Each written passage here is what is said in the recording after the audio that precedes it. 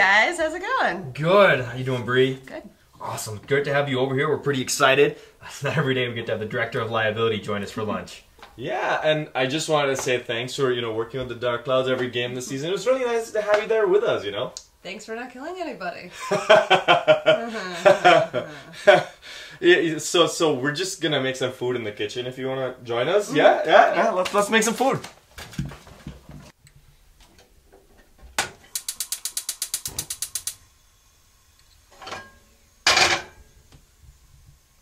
Kyle, can you go get the kitchen shears from the living room, please? Yeah. Hey, Bree, what are you doing? Just watching. I use this stove like multiple times a day, and we'll be fine. By the way, we're not at the stadium right now. You can relax. Safety never takes a break. By the way, I could talk to Andrea and see if we can get you a sponsor for an electric stove. But no, I like my gas stove and my skillet. It's okay, Your track record with fire... Okay, that was one time that I set the stadium on fire, alright? Hey, Notch. I think I found the scissors. Oh, no! Give me those. Take these safety scissors. But Notch, where are the fire exits? And I don't see any maximum capacity signs. Are you sure that all three of us can occupy this kitchen at the same time? Hey, how about some wine? Open some wine, maybe just relax a little bit. Does that sound good? No! No alcohol with fire! Jeez, are you two this irresponsible every day?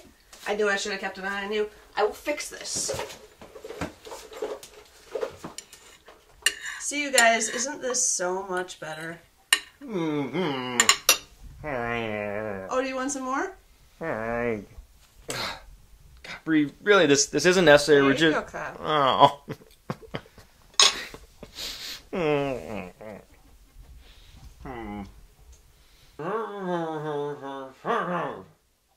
I totally agree. Alright, well, thanks you guys. Thanks so much for lunch. I'll see you later.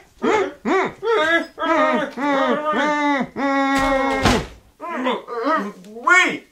Go! Don't come back! Hey! Come back! Oh my god, is she gone? We're on our own. Are we? Bree! Hello? Free! Kyle, what are you... Hey! Kyle, are you okay, buddy? God... Yeah. We Yeah? put pillows down here just in case. Of course you did.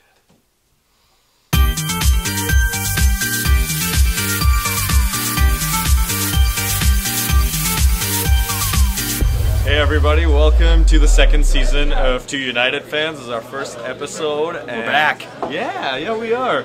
We were off in California training with two PSA Elite fans. We were working with that podcast in the off season, but it's got us all limber. Keep in shape. Yeah. Before you just ripped. We're here over at the Sweetwater Bar and Grill again because it's USA versus Chile night. It's Miguel time. Yeah, hashtag Ibarra watch. So it's going to be hopefully a good time. And we got some footage that we've taken around here for you to watch. We also have a conversation that we filmed with the athletic trainer and team physician from Minnesota United, Brad Moser and Yoshi Ono, that we'll show you in this episode. But without further ado, let's hop right to it. Glad to be back, guys. Enjoy. This is Bruce McGuire from Denord Football Show, and you're watching Two United Fans. Alright, so hey everybody, welcome back to Two United Fans. This is Notch. I'm back over here with Dr. Brad Moser and Yoshi Ono, the trainer for Minnesota United and the team's physician. If I could have you guys introduce yourselves really. Sure. So I was born in Wisconsin, raised in Minnesota, went to University of Wisconsin-Madison undergrad, kept going east for medical school, came back for residency and fellowship, and joined a orthopedic group here. I'm a primary care sports medicine physician, so I'm not a surgeon, but I joined an orthopedic group, a subspecialty of subspecialty orthopedists at Twin Cities Orthopedics. And I've been there for 11 years now, or going on 11 years. My practice involves, a lot of clinic time, a lot of dealing, sorting out patient diagnoses, whether it's soccer players or other type of athletes, and getting them into the proper therapy or proper hands of the right surgeon. But that's essentially my background. When did you first do your first soccer kind of involvement? So, yeah, you asked us that I think a little bit earlier, but the from a physician standpoint, I did it. I was asked one of the. It was actually the women's national team here at the National Sports Center in 2004 when they came for the. It was like a WUSA media thing or something between here and Carson, California, and they came to play Sweden here, right out on our pitch here, and we were asked. My partner now, Chris Larson, who's the guy who did Pablo's ACL, he and I were asked to be the local doctors because you obviously need a local doctor that's licensed in that city in case something happened, obviously especially from a surgical standpoint. So we were the physicians that were asked to come up here and provide support in that aspect, and that's kind of where it all started. And then I just got to know the athletic trainer that was covering at the time, and things just kind of went from there. And I continued to become more excited about getting more involved. So. Very cool. Very cool. What about you, Yoshi? I was born in Japan. Like I mentioned, traveled throughout my whole life, 7 to 8 different countries. Every 2-3 years, we would have to move. But ultimately, wherever I went, went to an English-speaking school. So it was just a matter of whether it's I'm going to go to school in Canada or U.S. and end up in Illinois for undergrad, and then decided athletic training was the best route, and I went to college in Ohio, and then got my master's degree in athletic training. After that, my first job was in Chicago, and that's where I first got to be part of the U.S. national team with the U14 boys national team. And then built my way up to the U20s and like the senior team, like you mentioned. And then, plopped around. I seem to always be moving. And so we went to Wisconsin with a hospital system there. Continued my U.S. soccer trips, and ultimately I just wanted to be more involved full-time with a professional soccer team. And this opportunity opened up with Minnesota United, and moved my way up to Minnesota. So constantly moving. Yeah, and on a side note with that, I mean, as you guys may or may not know, I mean, so TCO, Twin Cities Orthopedics, was vying for the sponsorship for the medical side because Minnesota United was looking for new medical staff, right? So we were one of the people they were looking at, or one of the groups they were looking at, and they chose us. And then that was before we looked at Yoshi. So basically I just called, because I've been involved with U.S. soccer for so many years, I just called the medical director out of Chicago, Huey O'Malley, and said, Huey, we have the gig for Minnesota United. We need a head ATC, head athletic trainer. Who's our guy? And Huey came back and said, it's Yoshi Ono, in the subject line, of the email. And so then I said, the interviews are over. Huey O'Malley just said, Yoshi Ono's your guy, our guy. So we hired him. So, and I think it's been very successful, for the last year. So what are your functions with the team specifically? Like, what is it that you do on a daily basis with Minnesota United? Being an athletic trainer, I essentially take care of pre-training injuries or tapings that needs to be taken care of during this training. I take care of make sure that they're properly hydrated. Post-training, making sure if guys need stretching, massage, rehab. I try to be part of the whole process as far as the medical side with the players. And I do whatever he says. Really, I mean, in a sense, that's the docs in situations like this are really consultants to the head athletic trainer. I mean, he's with the team daily and asks for opinions and consultations, and really that's kind of our main role, I think, with the team. You both had the opportunity to be most recently with the U.S. men's national team's under-20s in Honduras, but you've also had other experiences with different national team setups. Could you tell us a little bit about the different teams that you've worked with so far? For my experience, I started with the U14 boys national team camp, through my first employer, and then built my way up to the U20s. Did a few camps there, and then moved up to the senior national team under Bob Bradley, and then did some with the U18s, and then a few camps with Jurgen Klinsmann.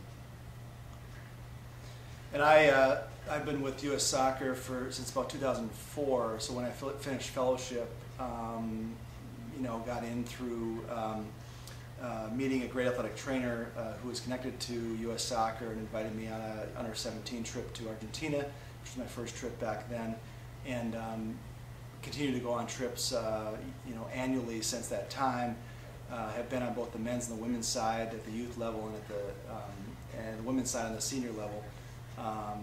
And I'm about ready to embark on my fourth trip with the women's senior team to the Algarve Cup in March. That's really exciting. So where is that tournament going to be? That's in Portugal. It's an annual tournament, international tournament that lasts for a couple of weeks there. So when you're working with a team like that on, somewhat a long-term assignment, is that different from going on shorter trips with some of the, the youth teams? I think in general they're pretty. It's just a little bit longer probably than some of the youth team trips. I mean, some of the youth trips are still a good 10 days long. I mean, this is maybe about 14 days, maybe a little bit less than that. But so in general they're kind of around that time frame. The approach is still the same. I think you're assigned there's an athletic trainer present. You're the physician present. You're in charge of not only the players but the staff as well, which can amount to about 24 people or so, 25. But you really approach it the same way. I mean, they're all great athletes at their level, and you work well with it. You work together with the athletic trainer to make things go flawlessly. How many matches are you gonna be with the team in Algarve? So it's 4, I think, plus potentially a championship match, is my understanding. So is it, in this Portugal trip, will you be able to leave the airport a little bit, or the hotel a little bit, and no. Because these matches, I think, are like every other day, which is really extreme, I think, for soccer, obviously, to have matches that close together. It's like every 2 or 3 days apart. So we might be busy. Yeah, but when you're put in situations like that where there are back-to-back matches, and it's happened over here last season when there were I think 3 matches in a week, that's got to make things pretty intense for you guys too, right? Oh yeah. I mean, it's difficult for the coaching staff to figure that out, but from a medical standpoint, it's just getting them healthy enough to be able to compete at the high level, and so. Managing, you got to be on top of, whether it's icing, stretching, massage. We spent, till 11:30 at night sometimes, pretty much most nights, taking care of these players so that the next day they can train or can play a match. It's managing. It's a huge management issue, and I think that, and I think U.S. Soccer, a lot of these coaches obviously understand that, and they understand that you're not training at full go. Prior to match day, because especially if you're having a match every other day or every third day, that's pretty extreme. So you got to dial back, the training on those in between the match days. And us as a medical staff, you understand that hey, if you're having 3 matches a week, you're going to be managing, overuse injuries and making sure that they're not becoming a problem for the next match. Okay, that's amazing.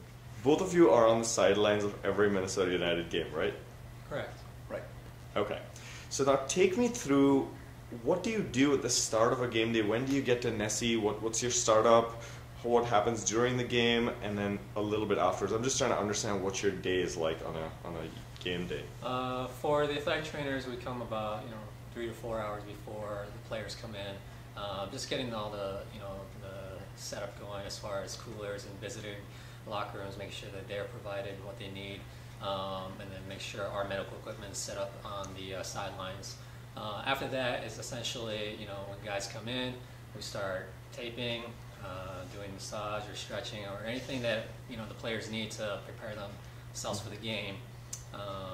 And then during the game, we're just on the sideline, hopefully just watching the game and not doing a whole lot of work. And then after the game, essentially just cleaning up and finishing up. So. Maybe helping some guys who need a little bit of treatment afterwards. Yeah, Is that if all goes well, then not a whole lot of things to do, but if injuries occur, then definitely take care of it, and any paperwork that needs to be taken care of. Now, what about through the rest of the week then between the games? What are some of the things that both of you have to take care of during the week between game days? Essentially, it's just training days. The guys come in. They need the usual taping, or make sure the hydration is up to par, and depending on the day, we have our team physicians come in, and if guys need further examination, then they're there to support us. Yeah, so from our point of view, I mean, we come in and assist Yoshi once a week. So there's two team physicians for the team, and I come in on one day during a training room, and Dr. Wolf comes in on another day during a training room, and really are there to assist Yoshi and David, the assistant athletic trainer, with anything that they need from us.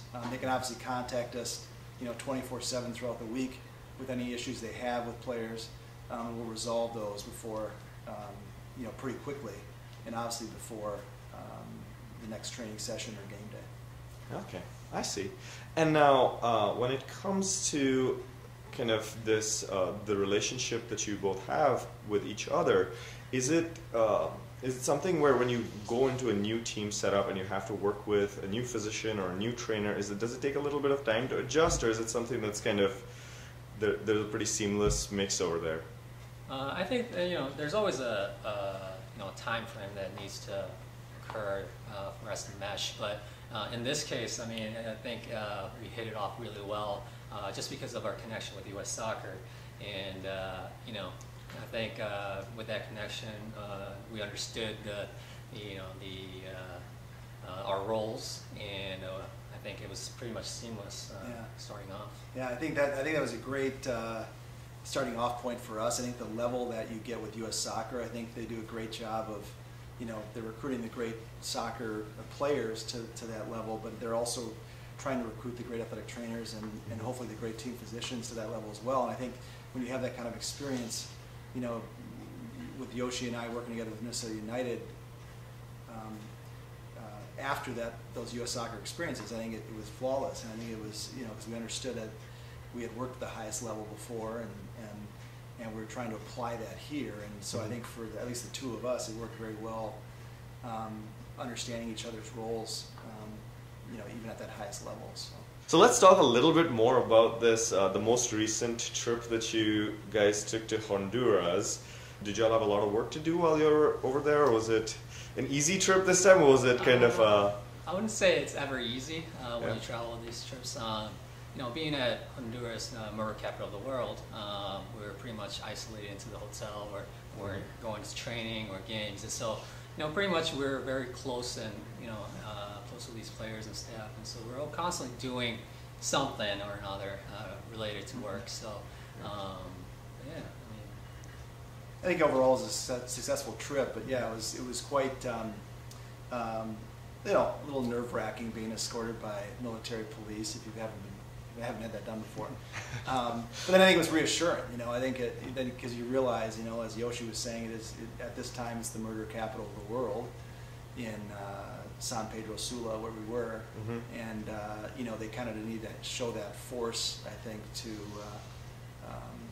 people, I guess, to keep our safety. So absolutely. And what was so when you're over there, one of the things that I always wonder about when I'm on travel and I have to think about fitness is diet, facilities. You mentioned earlier that you convert some of the hotel rooms into training rooms. So what kinds of things do you put in place ahead of a trip like this to ensure the best possible facilities or diet and things like that? Primarily, U.S. Soccer does a great job of preparing that before we arrive. I think that's one of the beauties of going on this trip is that everything is laid out. The team coordinators does a great job as far as prepping all the food. Our strength coaches are great as far as the nutrition aspect and equipment that needs to be there to make sure that they're in tip-top shape. from a medical standpoint, all the supplies are shipped in, and so we don't have to worry about packing our own equipment. And so U.S. Soccer does a fantastic job in getting everything ready. Don't have to send someone to run out to the local pharmacy to. Sometimes you do. Sometimes you do if you run out of something or it's just not there. As a doc, they send us this. U.S. Soccer sends us this huge medicine kit, basically. It goes with every trip, and sometimes you're looking for something as a doc that's not in there. Most things are in there, but yeah, sometimes you have to make a trip to the local pharmacy to find something. Has there been a particularly interesting story on one of your travels that kind of had some aspect of this where you're just like, what's going on? And then you kind of fix it where you Maguire the solution or something like that? Fortunately for me, everything was seamless. Yeah. So kudos to U.S. Soccer there. I think maybe to kind of go off of that statement. I mean, it hasn't been a MacGyver thing, but it's more been for me, it's been more of a relationship thing. When when we've obviously U.S. Soccer travels to Europe a lot. It's really fun traveling to England because they understand, not only is it similar language, but it's also the respect of the game, I think, and likewise their staff. These other national teams that we play, they're fellow physicians. For instance, there's a bonding going on there, and if we ever needed something, they would certainly help us out, and they have in the past with myself and certain things with players. And they're very willing to step out and help out, which I really appreciated and have appreciated over the years. Do you find that athletes are usually apt to taking advice, or do you have to sometimes be like, look, listen, because you have the typical patient where, like me, who sometimes thinks he knows better. Do you find that professional athletes are more convinced to? Could I comment on that? So I'll and then you can maybe chime in too. I think you have an opinion on this as well. We've talked about this before, but I think there's a need for the professional athlete, I think, in their own mind to number one, really figure out what the injury is. Do they trust the doctor and the athletic trainer with that diagnosis? And a lot of times they seek multiple opinions for that diagnosis. So I think it's that's the extreme, is where they'll seek multiple doctors or multiple athletic trainers' opinions when they come in contact with another person, another physician or athletic trainer. So it's just the way it is. You can't get frustrated as a doctor. You may be the best doctor in the world for that particular issue, but the professional athlete might be like, okay, great, thanks a lot, Moser, but I'm going to go ask this guy too, and they may tell you the same thing. But you just can't, you just got to let them do that and resolve in their own mind that they've been injured, and here's what the next step is, right? So, where I don't think you see that at the youth level, as much. I think it really is, because this is their profession, and they want to make sure they're getting the right diagnosis, which is fine,